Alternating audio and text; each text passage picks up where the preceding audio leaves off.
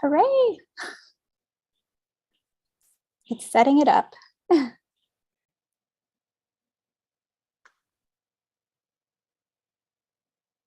right, it says the meeting is now streaming live on YouTube. Thank you for your patience, everyone. Hello and welcome. I'm Becky with Malvern Books. We're very happy to be with you this evening for another installment of the Austin Community College Creative Writing Department's Literary Coffeehouse and Open Mic. Our host tonight is A.R. Rogers, who teaches creative writing at ACC, and their featured reader is Bianca Perez. Also joining us is Prudence Arsenault, the new head of the ACC Creative Writing Department. I'm just going to be introducing AR, and then she will turn that over briefly to Prudence to say a few words, and then she'll be handling the rest of the meeting and introducing our featured reader. A.R. Rogers is a poet, first-generation student, and former ACC student. A.R. currently teaches with ACC's Ascender program and Free Minds, a Clemente course in the humanities. In addition to teaching new academic writers, she's taught creative writing with Logos Poetry Collective, Badger Dog Creative Writing Camps, and Upward Bound. She has an MFA in creative writing and a BA in English from Texas State, as well as an AA in creative writing from Austin Community College. She's been published in Juke Joint, Permafrost, North Dakota Quarterly, and was shortlisted for the River Heron Review Poetry Prize. AR? Thank you so much for that introduction. I appreciate that. Again, I just want to say there are so many things that you could be doing with your Monday evening, and I'm just really thrilled that you have chosen to take an hour out of your life and listen to some poetry and talk about poetry. Of all the strange things you could be doing, you've chosen the best strange thing for sure. Before we really get going and get into our reading tonight, I'm going to throw it to our new chair of the Creative Writing Department at ACC, Prudence Arsenault. Hello, everyone. Prudence Arsenault. I am the chair of creative writing. I just have a few things to tell you about what's going on in the department this semester. We appreciate you being here. We appreciate Malvern for sponsoring us for this. If you haven't been to Malvern Books, you must go to Malvern Books. It's the most amazing space. This semester, we're hoping to get some really cool things happening. I have a short list of some stuff that we're doing. Our next Coffeehouse is on the 17th of October, if you want to put that on your calendar. We're also going to do a banned books reading. This week is banned books week, but the 5th of October, we're going to actually do a reading on the Highland campus. So come out, faculty and staff are going to be reading from some works that are banned and challenged. And then we're going to talk about the nature of censorship and why it's such a problem. Looking out to November, on the 9th of November, Naomi Nye is going to be reading on the Highland campus, poet. So yeah, definitely set your calendar for that. Really just check our socials, right? I feel like I'm in some club when I say this, but check our Insta, check our Twitter, check all of our socials. And we're going to have all of this information there, and we hope to see you. Thank you so much. Thank you, Prudence. Yeah, so we have a lot going on in the department this semester. There will be 3 more coffee houses, and we're excited about the lineup. So again, check our social medias and get involved. Come hang out with us because we're doing things. Before I introduce our featured reader tonight, there's 2 things I want to talk about really briefly that you can kind of be thinking about during Bianca's reading. One is that there's going to be an open mic after the Q&A. So if you are interested in joining the open mic, please drop your name in the chat and let us know so we can get you on that list. If you do want to join the open mic, you've got about 2 minutes to read because we want to hear as many new and diverse voices as possible. I probably will cut you off about 2 minutes and 30 seconds. So keep that in mind. Another thing, if you want to join the open mic, I teach my students about audience and purpose. And I think that every piece of writing has an audience. But if your writing is focused on abuse of humans or animals or involves hate speech or any graphic depictions of violence or sex, that this probably is not the best audience for that work. So keep that in mind as you are choosing your work for the open mic. The second thing is I mentioned that Q&A with Bianca here in a bit. And I will be asking some questions, of course, but I really want this to be a dialogue. I want this to be a conversation. So as Bianca's reading, think about questions you might have for her regarding her poetics, individual poems that you hear, or just living the poet life. All right, well, without any further ado, I'm going to introduce our featured reader, a friend of mine and someone we were just talking about all of our many years spent at Texas State, and I'm happy to bring her to you now. Bianca. Excuse me, I have one question. Can I please go anonymous here? That's something we can do? Yeah, because I prefer to not give too much attention to myself. Humility.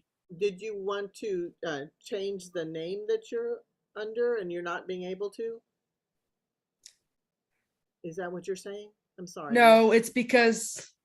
No, I know. I just don't understand what you need me to do. That's all I'm trying to say. Just don't introduce me. Oh, okay. Yeah. So are. Yeah. Okay. Or refer to me by name. No problem. I think we can manage that. So I'm going to introduce our featured reader for tonight. Bianca Alyssa Pérez was born and raised in Mission, Texas, a small town bordering Mexico. She holds her MFA in poetry from Texas State, where she also teaches. She is the 2022 to 23 Clark House Writer in Residence. Bianca's chapbook, Gemini Gospel, is forthcoming in March of 2023 from Host Publications. You can find her writing in Magma Poetry, Magma Poetry UK, Reclamation ATX Press, the Sappho Diaries, East French Press, the New York Quarterly, Reside Magazine, the Ice Colony Anthology, and the Porterhouse Review. And Bianca is also the co-host of the horror podcast. Yes, horror podcast, Basement Girls. Bianca. Hi, yes, I'm so excited. First of all, thank you all so much, Malvern Books and ACC and AR. I mean, kind of crazy. I remember AR being in like my first year poetry workshop, and look where we're at now. Kind of full circle at this point. Yeah, so I'm really excited to read some poems, and all of these poems are going to be in my upcoming chapbook with Host Publications. Just, kind of give a sneak peek for you all. So I wanted to be as diverse as possible when it comes to the poems that I brought to you all today. So sad poems, happy poems, poems about sexuality, things like that, just so that you all can kind of get a taste for my voice. So yeah, so I'm looking forward to the Q&A after as well. If anything, kind of inspires you, I want to hear about it. So I wanted to start off today with I guess it's one of the first poems in the chapbook, titled "Pérez Women Have Always Been Beautiful." Pérez women have always been beautiful in their act of taking apart something to make a new thing, a type of shedding my skin knows all too well. I see my face in the breaking of a soft tortilla. It's all about amor here. Roll the tortilla up con amor. Drown the tortilla in oil con amor. Flip it over con amor. Today, my flautas do not burn. Today, I'm reminded that I'm my grandmother's flesh. Hot oil pops onto my thumb and I do not wince. This is the way to loving my body, to letting all the burns on my fingers, my wrists, my palms breathe. The burns are all the times I cooked a meal for myself, sat down at the dinner table with myself, passed the salt to myself, blessed my food the same way my grandmother did. Thank you. Actually made flautas, thank you, for the first time to my very güero white boyfriend, or I guess my fiance now. Oh my gosh. Because I'm betrothed now. I keep on forgetting sometimes. But yeah, it went really well, and I did burn myself. But you know what? We love it. We just love the burn, so it's fine. All right, next poem is titled Origins. I came from a rib cage first, from the gorge belly of a tree, half rot, 500,000 ringed life under bark. In a past life, I died made of gunpowder, singed against the flesh of my left leg's calf. This is to say, this body, my body, sweet body, must be torch fired into hot skillet pain, or yellow fireworks blaze behind my eyelids. I am made of salt water crystallized into a pillar of a woman. Some days I am afraid I am made of my father, tobacco ground and stuffed between clenched teeth. I have made an ant pile out of the things I do not say, festering quietly in a Gemini sun, warm flakes of secrets carried on my back. The cigarette I smoked at 17 with the boy in the backseat of his mom's car. The first time I touched myself because I needed to feel something else other than lonely. I do not eat enough. I recite the alphabet to fall asleep. I recite the alphabet while twisting an apple stalk. I love too much and too often that I don't love myself. And from a rib cage, there I was, descendant of calcified sin. Thank you. Yeah, you'll hear Gemini come out at least twice in this reading because I must out myself. I am a Gemini. And of course, oh, you too? Okay. We have to have some Geminis in here. We just have to. And obviously, you know, my chapbook being titled Gemini Gospel, Air Signs for the Wind, yes. Yeah, being a Gemini plays obviously a huge role in how I deal with my emotions, all of the emotions, and my overthinking, my anxious attachment style, how I grieve, how I just go about life. And so I wanted to explore that in a chapbook. So I did. So yes, you'll hear Gemini. And actually it's up next. Yay for you all. Gemini Gospel. I am talking to myself in the shower again about that time a boy said I had too much hair. 2 days later, I told my dad to cut all of it off. It was to my shoulder for a year. 7 years later, and I'm trying to grow it to my waist. I do not care how untamed it is, 2 trenzas at my side every night. At 1 a.m, I have found myself spaced out in the bar restroom looking in the mirror. I can't stop staring at my left eye, how it droops. I look so sad here. I'm thinking about how easy it is to lose myself. My nose itches in the watch out, you're going to cry kind of way. But a girl walks in and compliments my eyeliner.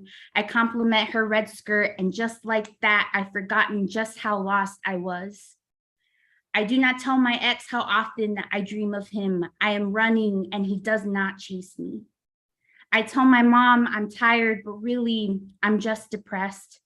I eat egg sandwiches with strawberry jelly because that's what my dad last made for me. I have not cried in 3 days. I listen to gossip and I perform a smile. I fear my tongue and how easily I can unfeel. I'm talking to myself in the shower again about how quickly I have learned to love a new man. I'm evil. I'm so goddamn evil. Thank you. And I hope that is, you know, just relevant to the Geminis out there. I hope to kind of be, you're like, yes. So not only is, you know, Gemini kind of a huge, I guess, motif, an image in, thank you, AR. Gemini is a huge motif in my chapbook and just in my, you know, writing in general, because I'm writing as a Gemini. But also another thing is, you know, because of my my childhood being very, very deeply rooted in Catholicism, and of course my, you know, like Latin heritage, obviously being very rooted in Catholicism, I've kind of just grown to think of myself as spiritual and not religious. And I've kind of also am exploring the ways that the institution of religion has kind of made it so that I am guilty for things I should not be guilty about, like things like that, right? So in a lot of my poems, I hold a lot of like religious images, especially Catholic, religious images. And so I think those are very vivid and just in general. And so I always like to kind of bring them in and kind of turn them on their head. So in this next poem, you'll see that hopefully.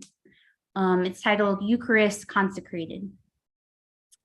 On Sundays, I eat a God whole. On my tongue sits 1 cup blood and a pinch of bitter holy sacrament. The host harbors in me. I keep quiet and I chew your body. I bow down by the wooden pews and cross my chest 3 times, still stinging with the rapture and the silences of the pulpit. I'm a candle wick of a woman, still chewing. All the stained sheep cry your blood, old wine, wood, and breathing floods my open mouth. Watch as I swallow the body of you, so small and bathed in the darkness of my burning. Thank you. This one went through a lot of edits, and I think I'm finally happy with where it's at. So I love it. It's kind of one of my favorites, but like my secret favorites, you kind of have your secret favorites. Yes, so not only is Gemini is in my kind of in my writing, not only is Catholicism in my writing, but I lost my dad 2 years ago to COVID. So obviously that played a huge role, because I mean, that was after my first year of being at the MFA program at Texas State. And I thought I was going to go a whole other route when it comes to my writing. And then obviously with the death of my father, I've even found 2 years later, I can't not write about him. He cannot be in my, in my poetry. He like kind of makes an appearance. And he always told me like, write a poem about me, and I never could, just because of my complicated relationship with him. And then sure enough, after his passing, it's like he's all I can write about. So grief and grieving, and my father also is another image that I play homage to in my poetry. So the rest of the poems that I'll be reading tonight deal with grief and my father, and just what my mind was going through at that time.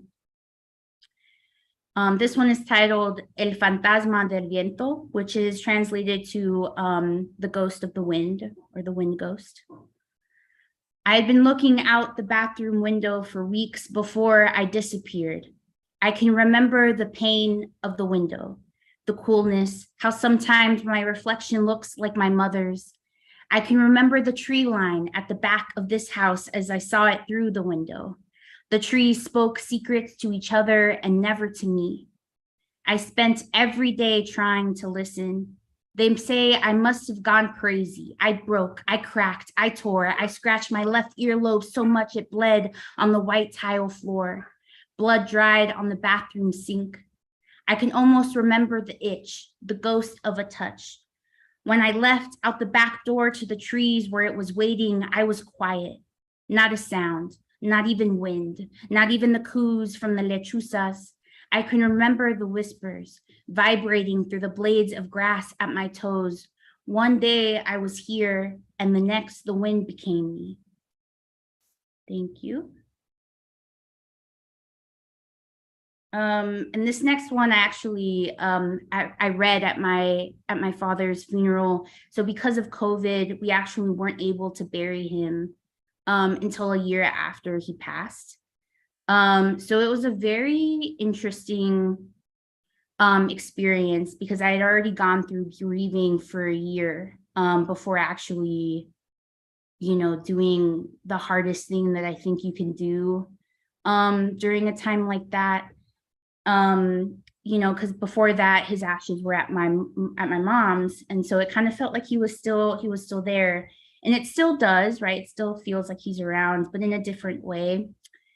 So I read this at my father's funeral, and it had been a year since I had written it. So lots of mixed emotions there for sure.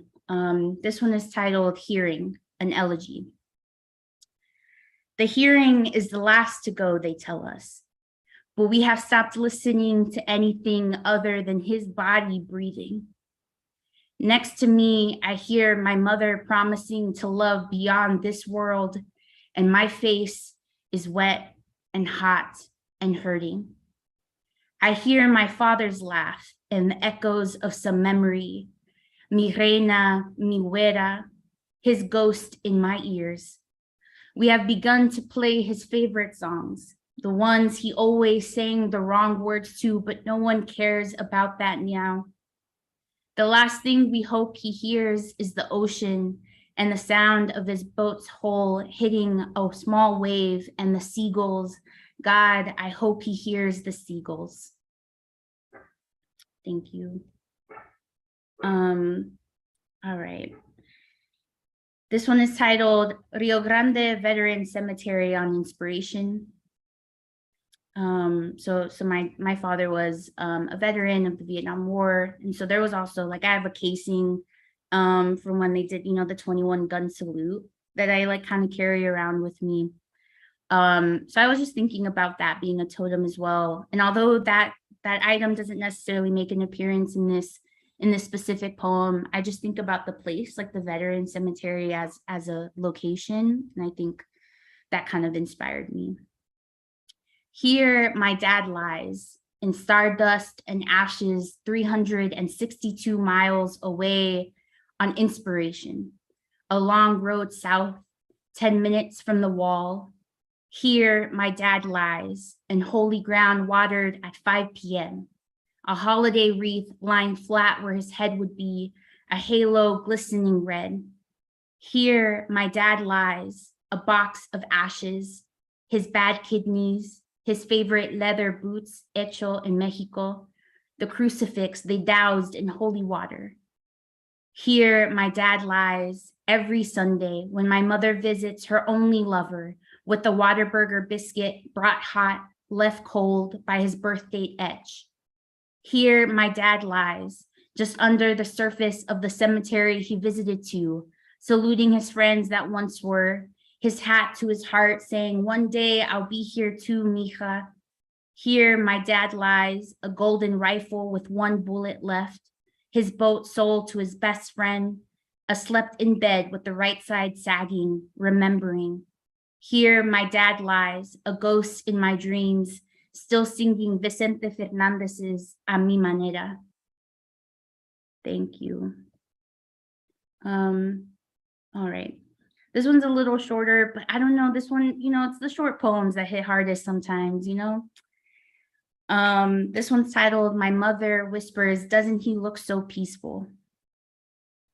In wake of my father's funeral, I imagine my own body buried under gritty guilt earth, a ticking tomb.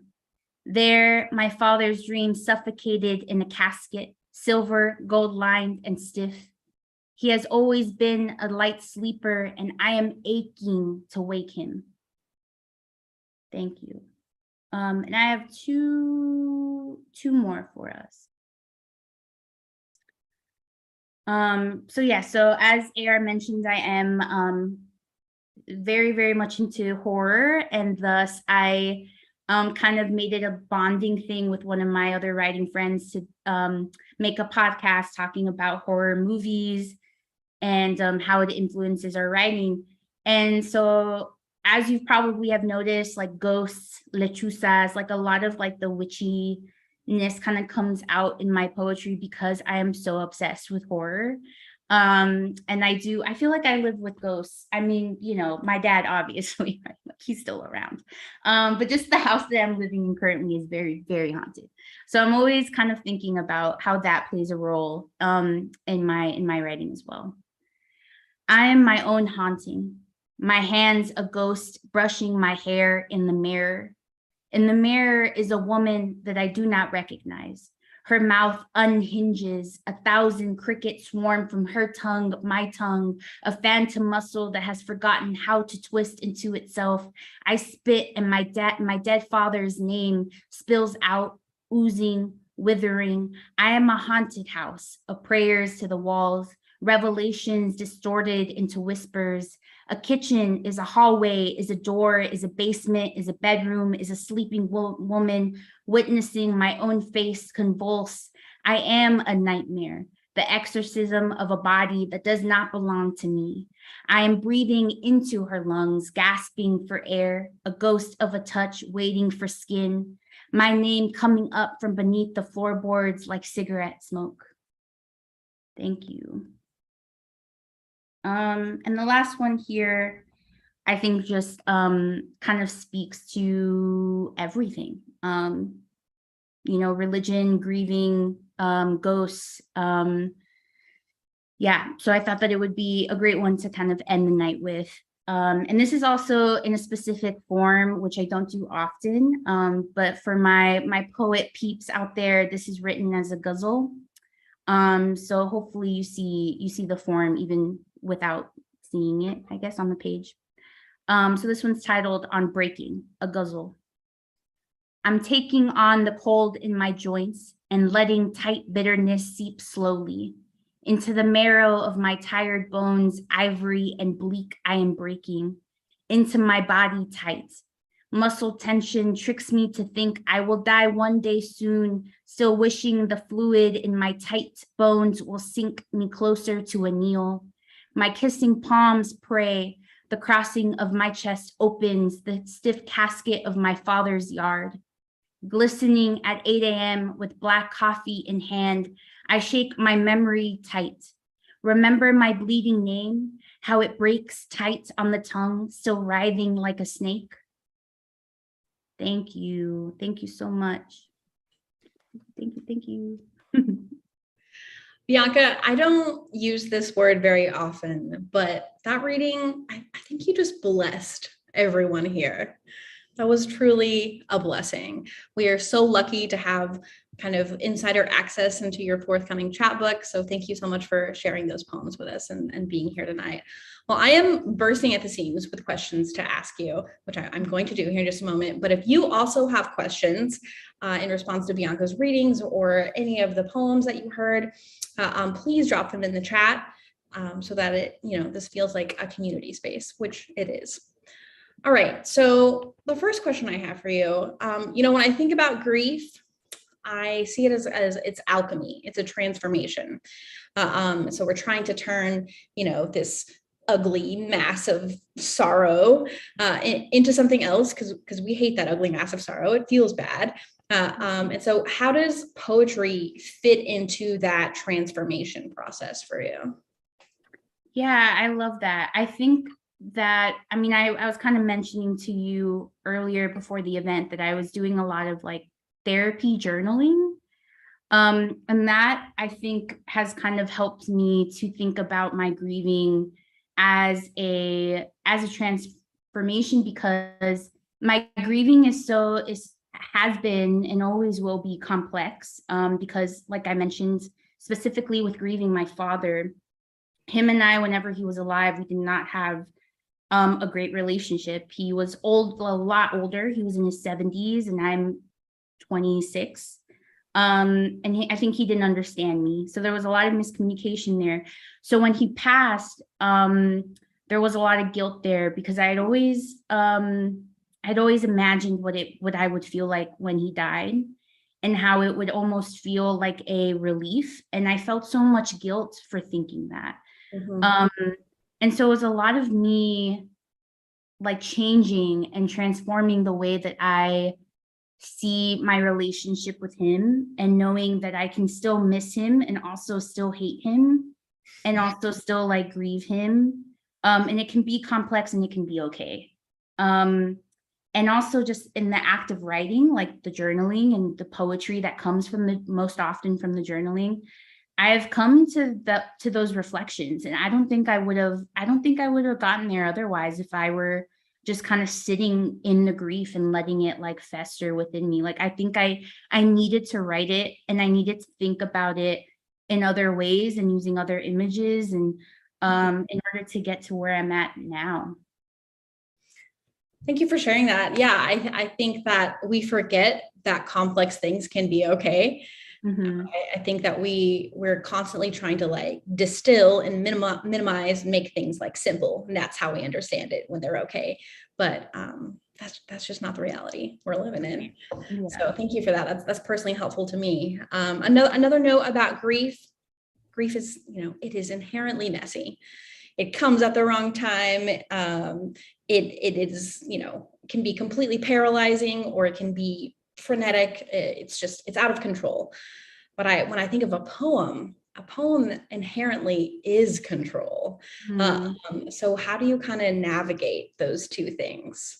Yeah, that's a great question, because when I think of a poetic form, that like control is the one thing that I kind of associate with that. And poetic form in the sense of, like, for example, the ghazal, or like a golden shovel, or a sonnet, right? Those are what one might call restricting. Others might think that it's actually freeing. It kind of just depends on the poet. I myself am, again, complex. Maybe that's my Gemini-ness talking.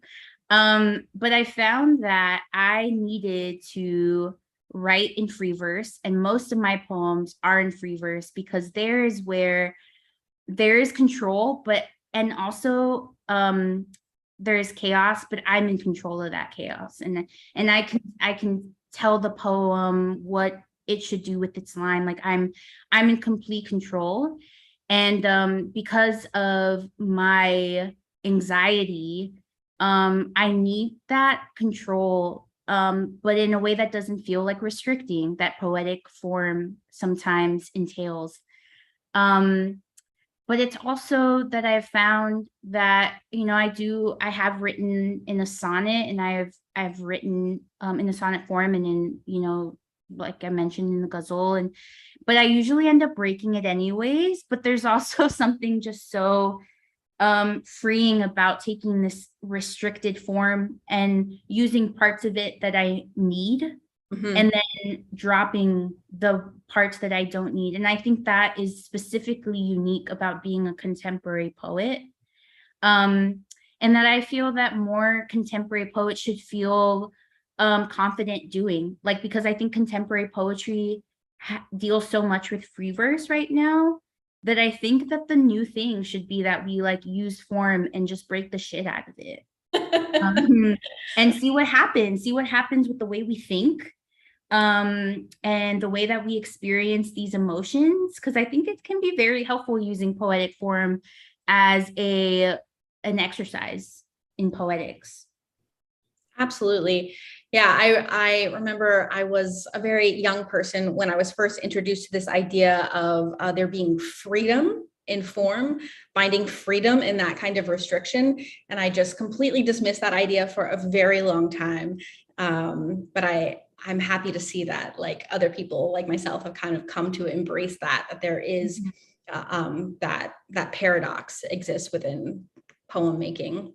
I have a couple other questions for you, but we do have some questions in the chat. So did you read Edgar Allan Poe? Is Poe an inspiration to you? If not Poe, do you have other sort of Gothic writers that you look to for inspiration? That's not the first time I've been told about Edgar Allan Poe. So my mentor, Cyrus Cassels, also had me read Edgar Allan Poe just as an exercise as well. And of course, like I read Edgar Allan Poe like throughout high school and college, but he's never been a writer that I've me myself have personally like gone and flocked to. It's kind of just been because somebody has told me to read him. But I definitely appreciate his dark imagery, and I can see like where my work very much feels like in conversation with that. But as far as other like Gothic, so right now or like horror esque writers. Right now I'm on a Shirley Jackson like kick. But yeah, I'm up more, but not really any writers that it's really just horror movies have been my inspiration. So yeah, but I definitely I'm gonna listen to people and actually maybe like really dive into this Edgar Allan Poe business. Well, I think that that's something contemporary writers we get to do. We get to be in conversation with film in the way that I don't think groups of other poets have had the opportunity to do so. So it makes total sense to me that film is a part of your poetics. And then Prudence has a question for you as well. So Prudence here's fire in your work. So we've got burns, torch, mentionings of literal fire. So what draws you to that image of heat and fire? Yeah, that's yeah, thank you for noticing that. That was one of my mentors also pointed that out to me.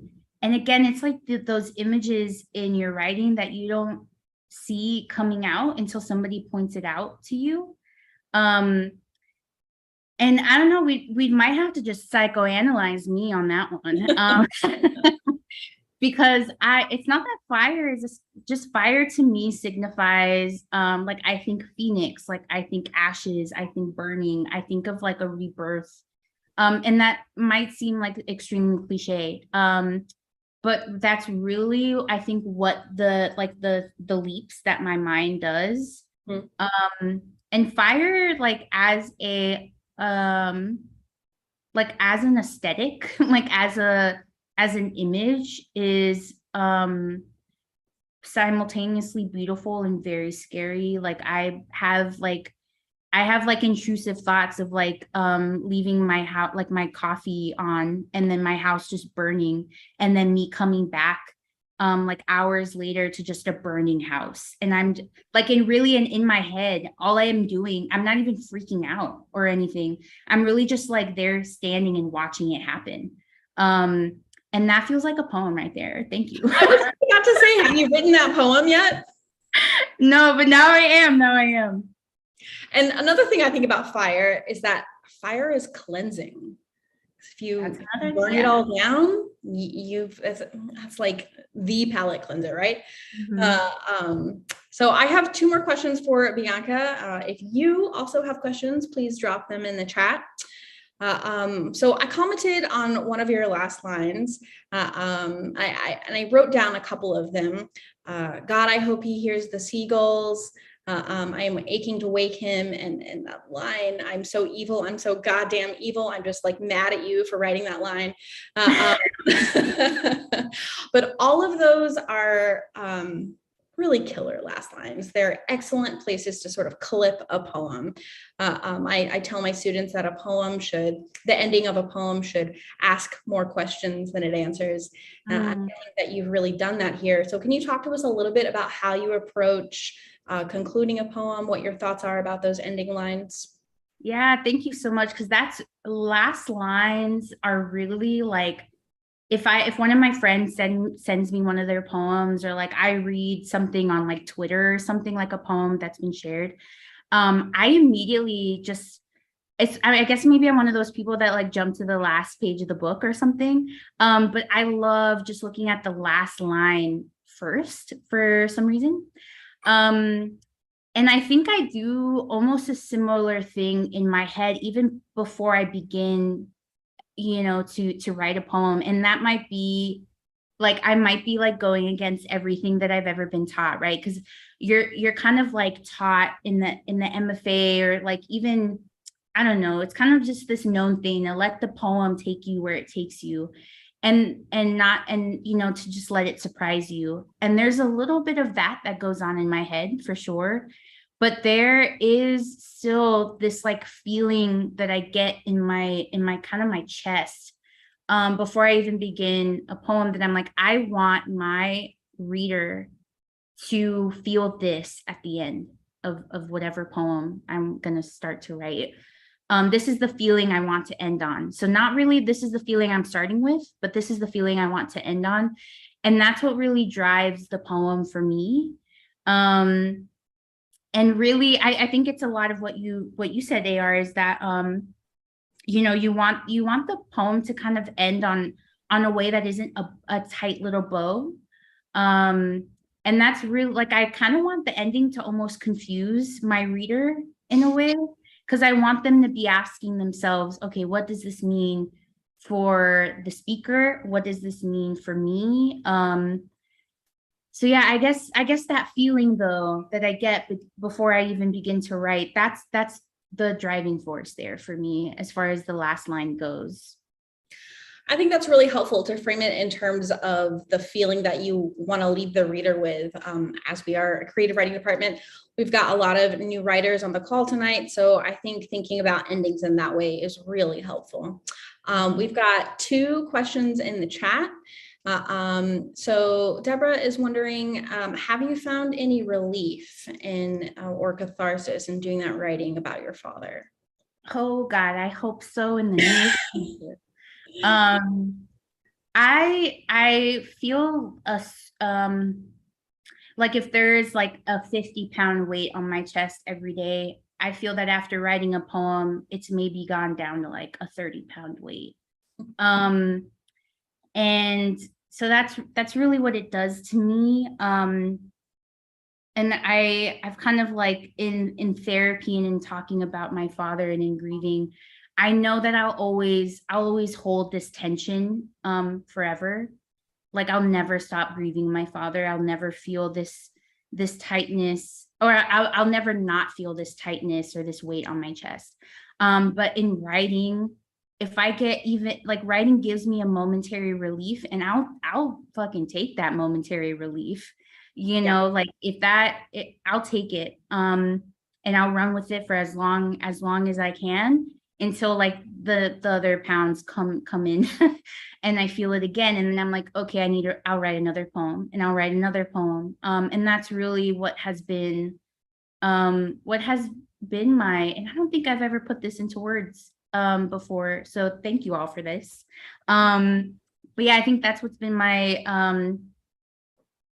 my driving force, It's just like continuing to get this relief. And if writing brings me there, then it brings me there. Yeah. Thank you so much for sharing that with us and offering us that kind of vulnerability, because we've all experienced loss and grief. And I think we continually need new ways to think about it. So I really appreciate that. We've got one more question from one of our guests here tonight. So they want to know, what is your first language, or which one did you use first in poetry? And what do you recommend to someone who wants to write poetry in a new language? Oh, I love that. Yeah. So my first language is English. But in my household, we did speak Spanish, but my parents spoke Spanish to me whenever they were yelling at me. And so then my Spanish, and like growing up, it was very broken, and I kind of just like, I kind of have words in my head that I sometimes, like the first word that comes to my head is in Spanish, it's not in English. It's kind of one of those things. And then as I grew older, I started obviously wanting to be more in touch with my just with my family, and with my my family members that don't know any English at all, like my grandmas, my grandpas, they didn't know any English. And so I spoke Spanish to them. And and then with my dad, kind of in the last like 10 years, I was only speaking Spanish to him. Like if I called him on the phone, I was only speaking, like that was kind of our love language in a way. And then as far as, kind of, I guess like advice for you, if you would like to write in another language, is that, obviously I think reading in another language is kind of what comes first, at least in my opinion. And then kind of like integrating words within your like native tongue, and kind of just introducing those like images and those words that sometimes there's no word for it in English, or, and that's kind of what I end up doing in my work. I do have poems that I've written only in Spanish, just because on the side, I also, I sell like typewriter poetry. And so somebody will be like, hey, can I get a poem about this topic, but can you write it in Spanish? And that's been the only times that I've written in Spanish, all throughout the poem. But as you've noticed, I do introduce words, I do integrate Spanish words into my native tongue, which is English, because that's just how I talk, like, because I grew up in a very Spanglish household. So yeah, so that's what I would suggest, is just kind of start reading poetry or reading in any sort of genre that you feel like you can get an entrance into the language. It sometimes is easier with poetry, and especially contemporary poets in that language, because they're talking, again, usually very informally in that language. And so then that's a nice little introduction for you. That's what I would say to that question. That's an excellent answer to that question. And I believe that it was one of my students who asked that question. So, and it's also a perfect segue into my final question for you. So as we do have a lot of new creative writers and new academic writers on the call with us, I don't want to ask what advice would you give them, but what is something that helped you really deepen your relationship to the page, that really like solidified, like, I do this? What brought you there?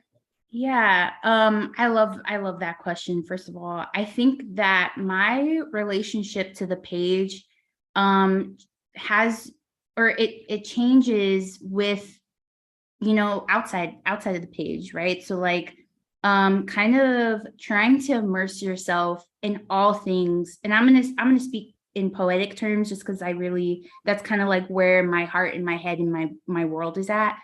Like, look at the world poetically is all that I can really say. Like, try to completely immerse yourself in like the poetics of just everyday life, and whether that be like going to these things, right, these poetry readings that inspire you, or going to like a slam poetry event, that like those kinds of events like literally ignite a fire in me. And back to the fire image, or even just like drive, like I have an hour commute between my home and work. And in that hour, I'm like constantly like looking out and just being like, okay, that's a poem, that's a poem, that's a poem. Like I can't turn that side of my brain off. Like it's just not possible. And even though it's very annoying sometimes, it actually, like, I wouldn't want to wish it away at all, because that's what that's what inspires you. And so really, like, my advice to any contemporary writer is just to like open your mind to like the images that call yourself, or like that call out, like on a day-to-day basis. And I know that seems very like, in and of itself, like what I just said sounds very poetic and it might not make sense to you today, but I don't know, maybe tomorrow you'll like look out the window while you're eating at Chick-fil-A or something crazy. I don't know, something like very mundane. And then you're like one day your mind will just switch on and it'll just like open itself. And I hope that day for you all is tomorrow, or if it happens a month from now or a year from now, but I hope that day comes, and it will, if it hasn't already. But yeah, just open up your mind to those possibilities is what I would suggest. I think that is absolutely perfect. Yeah. I mean, what I heard you say is look outward, like take a moment, stop fussing about yourself, and just look at the world around you. I think that is perfect advice for any new writer. Well, I'm gonna call it on the Q&A, Bianca. Thank you so much for being here. Thank you for spending time with us. Again, we're all just so blessed by your presence and your reading. So we are going to shift for the next few minutes, next 5 minutes or so. Yes, a total phenom, absolutely.